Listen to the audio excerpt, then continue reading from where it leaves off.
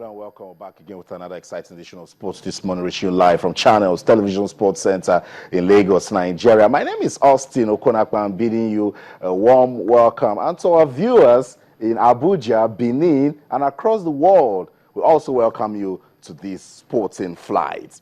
It's 128 more days to the kickoff of the 2015 FIFA Women's World Cup in Canada. And this is the question we're still asking. What is going on with the Super Falcons? How is the team getting ready for the tournament where they've been drawn in the so-called group of death? Nigeria Football Federation, what's going on? Football fans in Africa are eager to know what will happen today in the African Cup of Nations. Group D match when Cameroon and Cote d'Ivoire will lock horns and Guinea tackle Mali. The four teams have 2 points each, and fans are wondering the drama that will unfold if today's matches end in a 1-1 draw. Fairy tale Group D indeed, because everyone in that team is sharing 2 points each. So, if they play a 1-0 draw today, what is going to happen? Fairy tale Group D are waiting to find out what's going to happen in the African Cup of Nations.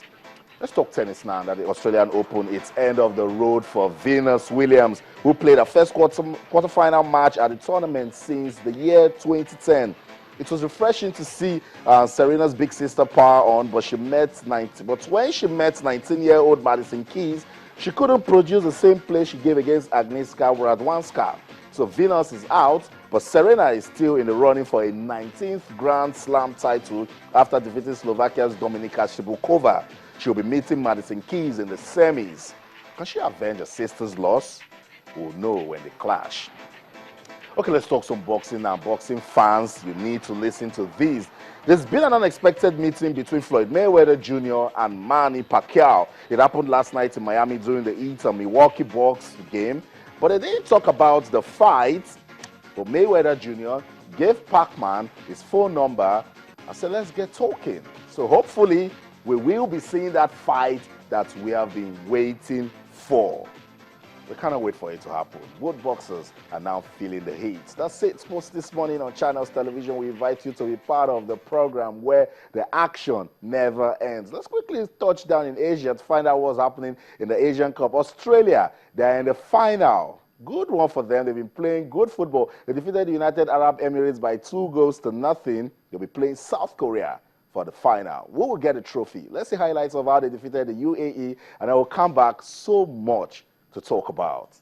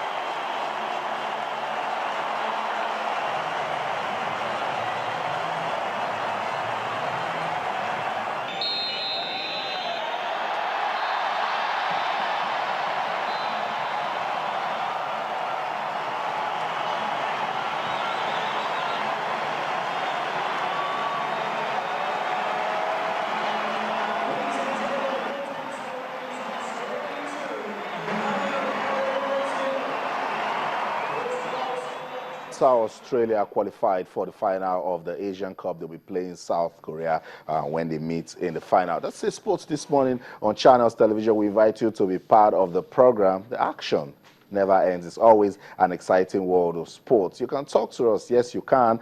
On Twitter, we're Channels_sports, and on Facebook, we're Channels-sports. Just to also let you know that you can see all our top stories on our website, channelstv.com, and of course, you can watch our videos on our YouTube channel. That's the feedback mechanism right there on your screen. On Twitter, we're Channels_sports, and on Facebook, we're Channels-sports. Action-packed world of sports. What are you talking about? We're still asking that all-important question, that's what's going on with the Super Falcons. Just 138 more days to the kickoff of the FIFA Women's World Cup that will take place in Canada. The Super Falcons, they're not yet in camp, they're not getting ready, and no one is talking. How is the team getting ready? They're playing in a group of death here. We have Australia, Sweden, wow, and the United States of America. What's going on? We're also going to take a look at the African Cup of Nations Group D, where it's been a fairy tale so far between Cameroon, Mali, Guinea, and Cote d'Ivoire. The teams have played 3 games, and then they all share 2 points. What's going to happen today if they play another 1-1 draw? We will get to find out the course of the program. And, of course, we'll touch down in Cairo, Egypt, where Team Nigeria, they're doing all they can to get some gold medals in the Africa Table Tennis Championships. Egypt dominating so far, but Nigeria looking good. That's it. My strike partner, Tayo Salam, joins us now. Tayo, good to have you on the program. Austin, if I give you a true pass now, what would you do with it? I'll score the goal. Balotelli is not doing that. Now, yeah, the Balotelli move signing was actually a very strange one. When it happened for Liverpool, a lot of pundits didn't really understand why he was going for Balotelli. But then we had to understand. We've been made to understand that it's actually a panic buy. The transfer season was coming to a close, and they needed to get a striker. And Balotelli was available. The price was good, and it's coming now, but he hasn't done the business at all for Liverpool. So it'll be very interesting to see what happens with his future at Liverpool. Let's leave Balotelli and Liverpool, and there are many problems for now. But then Liverpool, close, but they couldn't when they played Chelsea. We'll talk about that on later. Let's come back to Nigeria, Tayo. I've been asking this question, and the question still stays. Nobody's talking. 128 more days to the FIFA Women's World Cup. Nothing, absolutely nothing on the Super Falcons. Shame. That's all I can say right now. We're getting closer now to Canada 2015, and we can't really see any concrete plan on ground for the Falcons to get ready. And the other teams, USA, Australia, and Sweden, all these other sides better than Nigeria. They're ranked higher than Nigeria in terms of female football, but preparations are well underway. You wonder why the case is not the same for the Falcons. I don't know, really. I don't know. It's ludicrous that we're even talking about this at this stage. And we just have to keep hoping that something finally pops up for the girls, for the ladies, because they deserve to be fully prepared for this tournament, because if they're not, and then I don't think we should expect anything special from them.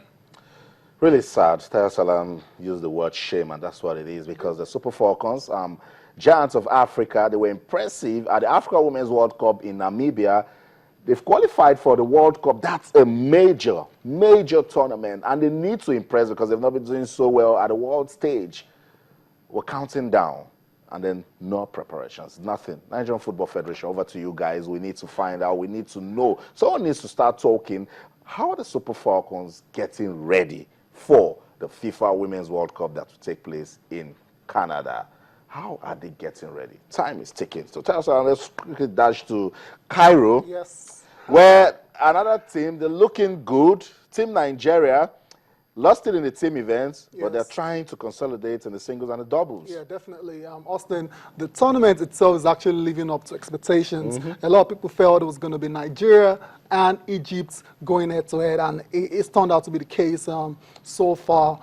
Yesterday, the men's doubles team actually got to the finals. They're in the final after beating the Egyptian counterparts in the semifinals. So that's a good one, but it wasn't so good for the ladies because they lost out in the semifinals to Egypt and Congo. So I think it's a tale of mixed fortunes for the doubles and for the men's doubles and the women's doubles. But then we have an all-Nigerian final in the men's doubles. That's good. So it's gold and silver coming to Nigeria. So that's rub that in for Egypt. That's a good one.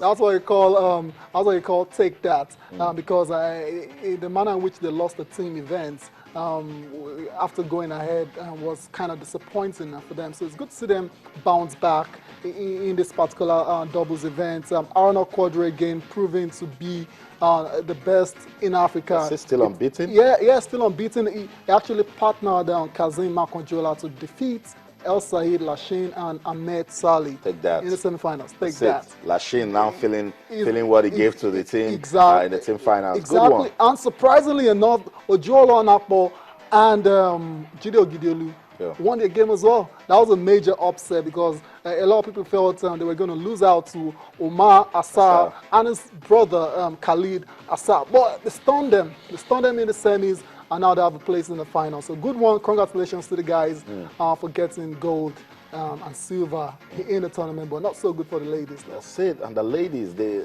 got into Cairo with a lot of promise. Remember, they didn't do so well at the Commonwealth Games. They're fired up. They said they want to impress, but something is just wrong somewhere. But let's see what they'll get to do in the individual events. But good one for Team Nigeria, as Tayo said, doing very well in the doubles. Gold and silver coming back home. Let's leave Cairo now. And then touchdown in Equatorial Guinea. It's been drama. Wow. And what sort of drama did we see from Ghana yesterday? Oh, what a comeback.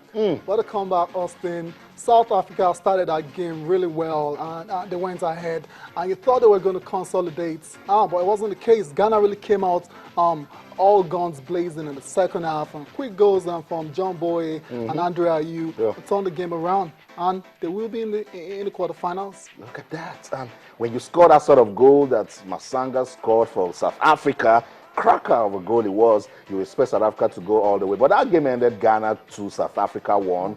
And then Senegal also out because they didn't win that game against Algeria. But that's the story in Group C. But let's talk about our fairy tale Group D. Wow. What's going to go down today, Tayo? If all of the teams playing today play a 1-1 draw. Wow. I don't know. I don't want to go into the permutations and all that, but what a group. That group is really tight, and all the teams are on 2 points. Look at that. And today is going to be the decider. We will know the 2 teams that will qualify for the quarterfinals, no matter what happens. We will know 2 teams today. Côte d'Ivoire, they've been not impressed. They've not been impressive at all. Considering the fact, personally, I think this is the last chance for the golden generation. They've not been able to do much in the African Cup of Nations. So I thought they would come into this tournament and stamp the authority straight away. They haven't done that so far. They've struggled all tournament, and now they have to take on the Cameroonians, solid side as well, to see if they can make it into the quarterfinals. It would be a massive disappointment if they go out in the group stages. Massive disappointment would be, but then some football pundits will say, good work for African football. It's getting competitive. Awesome. If champions, Nigeria didn't qualify, that tells a story. So today, when Cameroon and Cote d'Ivoire meet, we must see a winner, and if we don't see a winner, let the best team advance. Exactly, and we're gonna find out later today. And in the other game there, it's gonna be Guinea versus Mali. That's another exciting game to look forward to. You talk about the competitive nature of this tournament so far. It's been like you find it very hard to actually choose a team that is head and shoulders above the other one. It's been really tight, keenly contested games amongst all the teams, and I really like it. Shame Nigeria is not part of it, but then that's how it goes. That's how it goes. Yeah. Football does not respect any team. It's football. Anything can happen. The Super Eagles of Nigeria failed to qualify. They missed out of the party, and other countries are having fun. And of course, for us, the fans, we're loving it, and we'll keep talking about it. Now, let's look at that Group D table. Come on, guys, look at it. Cameroon, they've played 2 points.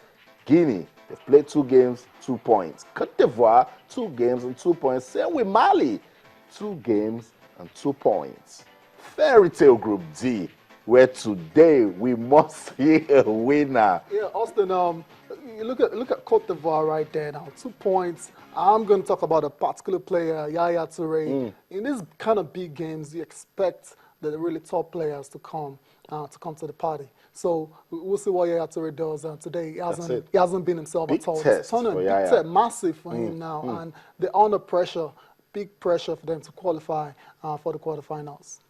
Football fans, don't wait too long. We'll still know what's going to happen in that fairy tale Group D when the 4 teams meet today in Equatorial Guinea. That's it, Sports This Morning on Channels Television. We've been taking a look at all that is going down in your exciting world of sports. We're still asking that question, that what's going on with the Super Falcons of Nigeria? It's 128 days to the kickoff of the FIFA Women's World Cup in Canada. No preparation, nobody is talking was just saying what's going on. With a question, let's go on a quick break now. Take a breather. When we come back, the Australian Open gets our attention. It was refreshing to see Venus Williams play in the quarterfinals since 2010. But then everyone expected her to sweep aside 19-year-old Madison Keys. She couldn't do it, but her sister, Serena, still powers on. We'll talk about it when we come back. Stay.